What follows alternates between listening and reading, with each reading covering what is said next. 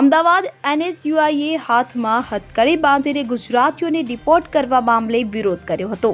મળતી માહિતી મુજબ આજરોજ અમદાવાદ એનએસયુઆઈએ અમેરિકા દ્વારા ભારતના જે વિદ્યાર્થીઓની સાથે એક આતંકવાદી જેવી હરકત કરવામાં આવી અને આતંકવાદીઓને જેવી રીતે ટ્રીટ કરવામાં આવે તેના વિરુદ્ધમાં અમદાવાદ એનએસયુઆઈ દ્વારા ગુજરાત યુનિવર્સિટી 4 રસ્તા ખાતે ભાજપ સરકાર વિરુદ્ધ નારા લગાવી વિરોધ પ્રદર્શન કરવામાં આવ્યું હતું। ક્યાંક ને ક્યાંક ભારત સરકાર પોતાની વિદેશ નીતિમાં ફેલ ગઈ છે, ત્યારે આપણા વિદ્યાર્થીઓને સાથે આવી સ્થિતિ થઈ રહી છે। આ સાથે તેમણે એમ પણ જણાવ્યું હતું કે નરેન્દ્ર મોદી તે દિવસે અમેરિકા જઈ પોતાના મિત્ર ડોનાલ્ડ ટ્રમ્પને મળે છે અને બીજા દિવસે 100 વિદ્યાર્થીઓનું વિમાન હાથ પગમાં હથકડી બાંધીને ભારત મોકલવામાં આવે છે, એટલે એ એમના મિત્ર દ્વારા તેમની ભેટ હોય તેવું દેખાય છે તેમ જણાવ્યું હતું।